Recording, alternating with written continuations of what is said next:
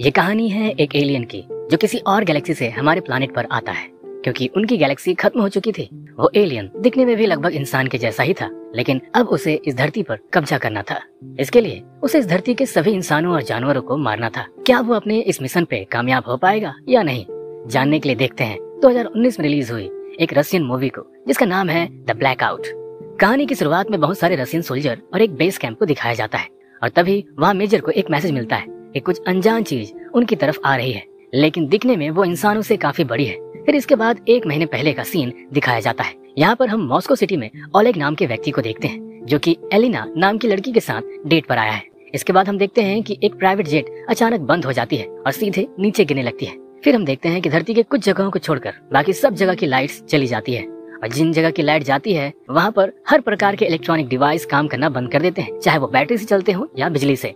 फिर ओलेग देखता है कि ड्रोन्स एक लाइन पर एक जगह चुपचाप खड़ी हैं, जिसे देखकर वो घबरा जाता है और नीचे आ जाता है जहाँ और भी कई सारे लोग होते हैं। यहाँ न्यूज में बताया जा रहा होता है कि पूरी दुनिया में ब्लैकआउट हो चुका है, कुछ जगहों को छोड़ करके सभी जगह के लाइट्स चले गए हैं। और साथ ही साथ एक खबर और भी आ रही होती है कि मिलिट्री वालों ने कुछ ड्रोन्स भेजे हैं, लेकिन वो ड्रोन्स अब तक वापस नहीं आए। इसलिए सबसे निवेदन है कि अपने अपने घरों पे ही रहें। इधर मेजर को भी बहुत चिंता सताती है कि उसने जो ड्रोन्स भेजे थे वो वापस क्यों नहीं आए। इसीलिए वो अपनी एक छोटी सी टीम को लेकर ब्लैकआउट एरिया में जाने लगते हैं। इस हेलीकॉप्टर में एक प्रेस वाली लड़की भी होती है जिसका नाम ओलिया है। इसके बाद ये लोग एक मॉल में जाते हैं जहाँ वो लोग देखते हैं कि यहाँ कोई भी इंसान जिंदा नहीं है, सभी मर चुके हैं। यहाँ तक कि फिश, डॉग, कैट सभी जिंदा जीव मर चुके हैं। कुछ लोग बैठे हुए मर गए हैं। ये देखकर मेजर को कुछ समझ में नहीं आता कि आखिर इनकी मौत हुई कैसे। तभी उस टीम का एक सोल्जर किसी दूसरे कमरे में जाता है और फिर एक अनजान इंसान आकर उस पर हमला कर देता है और उसका गन लेकर भाग जाता है। फिर वहाँ मौजूद सभी सैनिक उस पर गोलियां चलाते हैं पर उस इंसान को कोई घंटा भी फर्क नहीं पड़ता और वो वहाँ से भाग जाता है। बाद में उस घायल सैनिक से भी पूछा जाता है तो वो भी कहता है कि मैंने उस आदमी को देखा नहीं, बस वो आया और मेरी गन लेकर भाग गया।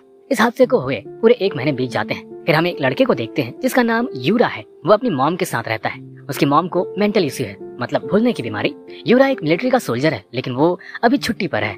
धरती पर आए इस अचानक के प्रॉब्लम की वजह से उसे मिलिट्री की तरफ से कॉलिंग लेटर आया है, बट वो अपनी मॉम को ऐसे अकेले छोड़कर नहीं जाना चाहता क्योंकि उसकी मॉम को ये भी याद नहीं रहता कि उसने अपनी मेडिसिन ली है या नहीं। इसलिए वो अपनी मॉम को अपने पड़ोसी के पास छोड़कर मिलिट्री बेस चला जाता है। यहाँ हम देखते हैं कि यूरा को उसी बेस में बुलाया जाता है जहाँ पर ओलेग है। ओलेग और यूरा बहुत अच्छे दोस्त हैं। फिर यहाँ मेजर आती है जिसका नाम मरीना है। फिर मरीना इन सबको ब्लैकआउट एरिया में मरे हुए लोगों की पोस्टमार्टम रिपोर्ट दिखाती है और उनसे कहती है कि उन सभी की मौत न्यूरोटॉक्सिन जहर से हुई है। ये जहर उनकी बॉडी में खुद से ही क्रिएट किया जाता है, जो कि कोई आम बात नहीं है। लगता है किसी रहस्यमय चीज ने उनको ऐसा करने को मजबूर किया है। फिर दिन ढलते ही सारे स्पेशल फोर्स के जवान ब्लैकआउट एरिया में जाने को तैयार हो जाते हैं। इस टीम में ओलेग भी था और तभी उसकी नजर अलीना पर जाती है जो कि एक डॉक्टर है और वो भी इस मिशन पर इनके साथ जा रही होती है। फिर अचानक से यहाँ इमरजेंसी सायरन बजना शुरू हो जाता है और सभी सोल्जर सतर्क हो जाते हैं और अपनी अपनी पोजीशन ले लेते हैं। मेजर बताते हैं कि कुछ अनजान चीज हमारी तरफ आ रहे हैं और तभी जिस बेस में ये लोग होते हैं वहाँ की लाइट भी चली जाती है और यहाँ चारों तरफ अंधेरा ही अंधेरा है। तभी जंगलों की तरफ से कुछ अनजान चीज आती है और उन सभी सोल्जर्स पर हमला कर देती है। मतलब ये सोल्जर्स भी उन पर हमला करते हैं। फिर अगली सुबह होने पर हमें पता चलता है कि रात में जिसने हमला किया था वो सभी भालू थे और वो 1 या 2 नहीं बल्कि हजारों में थे। इधर मरीना और मेजर आपस में बातें करते हैं कि इतने सारे भालू एक साथ एक ही दिशा में क्यों भाग रहे थे, ये बहुत आश्चर्य की बात है। इधर हॉस्पिटल में हम सासा नाम के एक सोल्जर को देखते हैं जिसे अलग अलग तरह के सपने आ रहे होते हैं और तभी उसकी आंख खुल जाती है और वो देखता है कि उसके सामने एक अनजान आदमी बैठा है। ये लड़का अपना नाम जेनिया बताता है तो सासा कहता है कि तुम यहाँ क्यों आए हो। तो जेनिया कहता है कि मुझे आईडी ने भेजा है। फिर जेनिया सासा से कहता है कि पहली वेव में इलेक्ट्रॉनिक डिवाइस और इलेक्ट्रिसिटी खत्म हो गई, दूसरी वेव में बहुत सारे इंसान और जानवर मारे गए और अब तीसरी वेव में जो लोग बच गए हैं वो लोग अब हथियार बन जाएंगे और वो लोग तुम पर हमला करने आएंगे और इन सब के पीछे एक ही आदमी है जो अपने माइंड से इन सब को कंट्रोल कर रहा है और तुम अपनी विजन से ये देख सकते हो कि वो कौन है और वो कहाँ है और तुम इन सब को मरने से बचा सकते हो। तब सासा उसकी बातों से इरिटेट हो जाता है और बाहर खड़े सोल्जर्स को बुला लेता है और चिल्लाकर कहता है कि इस आदमी को यहाँ से बाहर निकालो, न जाने क्या बकवास कर रहा है ये। तो सैनिक देखते हैं कि वहाँ कोई नहीं है, सासा अकेले ही खुद से बातें किया जा रहा है। फिर वो सैनिक यहाँ से चले जाते हैं। इधर दूसरी तरफ मेजर भी मरीना के कहने पर अपनी दूसरी टुकड़ी को ब्लैकआउट एरिया में ले जाने को तैयार हो जाता है। जो टीम ब्लैकआउट एरिया में जा रही होती है उस टीम में यूरा भी शामिल है और साथ में ओलिया भी है। ये लोग दिन के वक्त ही ब्लैकआउट एरिया में पहुंच जाते हैं और ये लोग देखते हैं कि जो टैंक्स इन्होंने भेजे थे वो सारे के सारे खत्म हो चुके हैं। फिर मेजर एक गाड़ी में चढ़कर देखता है तो वहाँ सभी बिल्डिंग्स टूटी हुई नजर आती है। ओलिया भी इन चीजों को रिकॉर्ड करके न्यूज में भेज देती है। जब जिंदा बचे लोग न्यूज को देखते हैं तो वो भड़क जाते हैं और अलग अलग जगहों पर प्रदर्शन करना शुरू कर देते हैं। इधर यूरा और ओलिया की आपस में दोस्ती होने लगती है, क्योंकि काफी समय से ये लोग इस एरिया में रुके हुए हैं। वहीं दूसरी टीम में जहाँ ओलेग होता है, उसके साथ में अलीना भी होती है। इधर हम सासा को देखते हैं, जो हॉस्पिटल से बाहर आकर एक खुली जगह पर बैठ जाता है। तब सासा के पास एक अनजान आदमी आता है और वो उससे कहता है कि मैं ईड हूँ। तब सासा को लगता है कि उसका भ्रम है, तो फिर वहाँ से उठकर जाने लगता है। तब ईड बोलता है कि मैं तुम्हारा कोई वहम नहीं हूँ, मैं सच में हूँ और तुम ही हो जो तीसरी वेव को होने से रोक सकते हो। तब ईड यहाँ पर अपना मास्क उतारता है। उसका चेहरा थोड़ा अजीब सा होता है, इंसानों की तरह ही, बस थोड़ा अलग। वहीं पर मरीना भी होती है, तो वो अपने सोल्जर्स को इस अनजान ईड को पकड़ने के लिए कहती है। तब ईड यहाँ पर कोई एक्शन नहीं करता, बल्कि वो सारे सैनिकों के माइंड में भ्रम क्रिएट करता है, जिससे सारे के सारे सैनिक गन को मरीना की तरफ पॉइंट कर देते हैं, क्योंकि उन सैनिकों को ऐसा लगता है कि ईड मेजर है और मेजर ईड। तब ईड मरीना से कहता है कि शायद तुमने मेरी शक्तियों का अंदाजा लगा ही लिया होगा, मैं चाहूँ तो तुम्हें अभी के अभी मार सकता हूँ, पर मैं सिर्फ तुम लोगों से बात करने के लिए आया हूँ। मरीना ईड से कुछ सवाल पूछती है कि तुम कौन हो। तब ईड कहता है कि मैं वो हूँ जिसे तुम एलियन कहते हो। हम एक दूर गैलेक्सी के निवासी हैं। हम काफी समय गुजर जाने पर भी बूढ़े नहीं होते और ना ही मरते हैं, जब तक हमें कोई मार ना दे। वो बताता है कि जल्द ही हमारे प्लानेट का सूरज डिस्ट्रॉय होने वाला है, इसलिए हमें एक नए प्लानेट की तलाश है और फिर हमने तुम्हारे प्लानेट अर्थ को चुना। इसलिए मुझे और मेरे भाई रॉ को अर्थ पर भेजा गया, ताकि हमारे बाकी लोगों के आने से पहले हम इस अर्थ को रहने लायक तैयार कर सके। और तो और अंडर वाटर वर्ल्ड या फिर पिरामिड जैसे एंशिएंट हिस्टोरिक चीजों को भी हम ही ने बनाया है। मेरा भाई रॉ तुम सबको मारना चाहता है, उसे इंसान पसंद नहीं है, लेकिन मैं ऐसा नहीं चाहता, तुम लोगों को बचाना चाहता हूँ। और तो और अगले 48 घंटे में हमारी स्पेसशिप यहाँ इस धरती पर पहुँच जाएगी। रॉ अपने प्लान के मुताबिक ब्लैकआउट एरिया में बचे लोगों को एज अ पपेट, उनके माइंड को कंट्रोल करके तुम लोगों को मारना चाहता है, लेकिन मरीना को उसकी बातों पर भरोसा नहीं होता। दूसरी तरफ यूरा की टीम को ब्लैकआउट एरिया में एक जख्मी बच्चा मिलता है, जिसका इलाज करने के बाद एक सोल्जर उससे बात करने की कोशिश करता है, पर वो बच्चा एक चाकू से उस सोल्जर को मार देता है, जिसे ना चाहते हुए भी यूरा को उस बच्चे को मारना पड़ता है। फिर मरीना के पास यूरा का कॉल आता है। यूरा उससे बताता है कि एक छोटे से बच्चे ने हमारे एक सैनिक को मार दिया, इसके बाद मजबूरी में हमें उसे मारना पड़ा। तभी मरीना को ये अंदाजा हो जाता है कि बच्चों का माइंड कोई और ही कंट्रोल कर रहा है। फिर मरीना को ईड की बातों पर भी भरोसा होने लगता है। मरीना उसे कहती है कि मैं तुम्हें सासा के पास ले जाऊंगी और तुम दोनों मिलकर रा को जल्दी से जल्दी ढूंढो। फिर एक जगह पर सोल्जर्स गश्त लगा रहे होते हैं। यहाँ पर कुछ लोकल लोग हथियारों के साथ आ जाते हैं और सोल्जर्स पर हमला करने लगते हैं। लोकल लोगों के द्वारा इस हमले में कई सारे सैनिक मारे जाते हैं। इधर ईड सासा के पास आ जाता है और वो सासा के दिमाग पर हाथ लगाकर कहता है कि तुम अपनी आंखें बंद करके देखो कि रा आखिर कहाँ पर है। और तब सासा अपनी आंखें बंद करके एक बिल्डिंग की तस्वीर बनाता है। तब ईड को ये अंदाजा लग जाता है कि रा इसी बिल्डिंग में है, पर सासा को ये लगता है कि रा उसे ही देख रहा है और तब सासा डर कर अपनी आंखें खोल लेता है। तब ईड यहाँ पर फैसला करता है कि हमें उस बिल्डिंग पर जाना होगा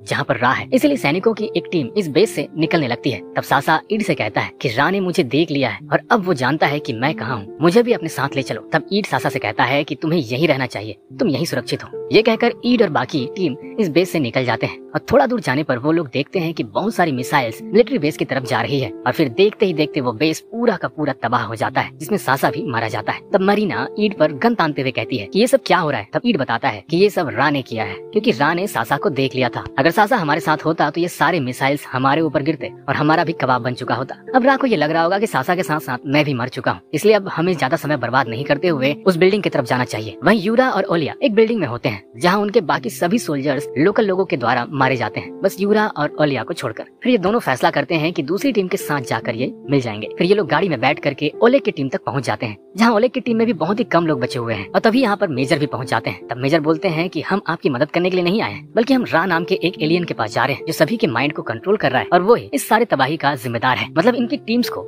सारी की सारी इन्फॉर्मेशन मिल जाती है। फिर सभी के सभी सैनिक उस बिल्डिंग की तरफ जाने लगते हैं और जब ये सब उस बिल्डिंग के पास पहुंच जाते हैं तब यहाँ बहुत सारे लोकल लोग होते हैं जिनके हाथ में हथियार होते हैं और यहाँ कुछ ऐसे लोग भी होते हैं जो अपने आप पर बॉम्ब बांधकर बिल्डिंग के ऊपर से छलांग लगा देते हैं टैंक के ऊपर। ये देखकर मेजर फैसला करते हैं कि हमें देरी नहीं करनी चाहिए, जल्द से जल्द उस बिल्डिंग के अंदर जाना होगा। फिर वो अपने टैंक्स को इन लोकल लोगों के ऊपर ना चाहते हुए भी चढ़ा देते हैं और इनको कुचलते हुए आगे बढ़ते हैं और फिर ये फाइनली बिल्डिंग के अंदर पहुंच जाते हैं। इसके बाद आईडी यूरा और कुछ सोल्जर को अपने साथ टेरिस पर चलने को कहता है और बाकी बचे सोल्जर्स उन लोकल पपेट्स लोगों को रोकने के लिए रुक जाते हैं और फिर यूरा और आईडी कुछ लोगों को मारकर फाइनली बिल्डिंग के टॉप पर पहुंच जाते हैं, जहाँ पर रॉ खड़ा होता है। यूरा जब रॉ को मारने के लिए आगे बढ़ता है तब रा यूरा को बिल्डिंग से नीचे फेंक देता है, बट यूरा बिल्डिंग के कोने को पकड़ लेता है और नीचे गिरने से बच जाता है। और फिर शुरू होती है आईडी और रॉ दोनों एलियन के बीच एक जबरदस्त फाइट। इन दोनों के पास सेम पावर होते हैं, इसलिए फाइट काफी लंबे समय तक चलता है। लेकिन फाइनली ईड रा के पेट से पावर सोर्स डिवाइस निकाल देता है। तब यूरा भी यहाँ पर आ जाता है और रॉ के पेट में एक ग्रेनेड डाल देता है, जिससे रा वहीं पर मर जाता है। फिर आईडी अपने माइंड कंट्रोल से उन सभी पपेट्स को मार देता है। इधर बहुत ही कम सोल्जर्स बचे हुए थे, वो सभी के सभी अब ऊपर छत वक्त पे आ जाते हैं। तब ईड इनसे कहता है कि तुम तैयार हो जाओ क्योंकि अब हमारा स्पेसशिप आने वाला है, अब से मैं तुम्हारा भगवान हूँ। इस बात से सभी भड़क जाते हैं। जेनिया बोलता है कि मैंने तुम्हारा साथ दिया, पर मुझे लग रहा है कि तुम भी हमें धोखा देने वाले हो, क्योंकि तुम अगर रा को इस तरह से मार सकते थे तो तुम ये 1 महीने पहले भी कर सकते थे और पूरी धरती को बचा सकते थे। तब ईड कहता है कि हाँ, ये मेरा ही प्लान था। मैं काफी समय से इस प्लानेट पर हूँ, तुम लोगों को बढ़ता हुआ देखा हूँ। इंसान एक अजीब तरह का जीव है, सेल्फिश है, सिर्फ अपने बारे में सोचता है। इसलिए मैं नहीं चाहता कि हमारे लोगों के साथ तुम जैसे इंसान रहें। इसलिए मैंने बहुत सारे लोगों को मार दिया, बस बचे कुछ लोगों को मैंने जिंदा छोड़ा ताकि वो मेरे गुलाम बन करके रह सके। आईडी की बातों से जेनिया को बहुत ज्यादा गुस्सा आ जाता है और फिर वो एक चाकू लेकर के उसके पेट पर हमला कर देता है। लेकिन असल में वो चाकू मरीना को मार देता है, क्योंकि इसका अंदाजा ईड को पहले से लग चुका होता है। इसलिए वहाँ पर वो एक भ्रम क्रिएट करता है, जिससे जेनिया को मरीना ईड के तौर पे दिखाई देती है। इधर ओलेग भी आईडी को मारना चाहता है, पर यूरा उसे रोक लेता है, ये बोलकर कि शायद ईड ही हमारी आखिरी उम्मीद है। तब ओलेग यूरा से लड़ाई करने लगता है। इधर जेनिया आईडी पर हमला कर देता है, लेकिन आईडी उसका गला दबा देता है। इसी दौरान ईड का एक डिवाइस नीचे गिर जाता है, जिसकी खबर ईड को नहीं होती।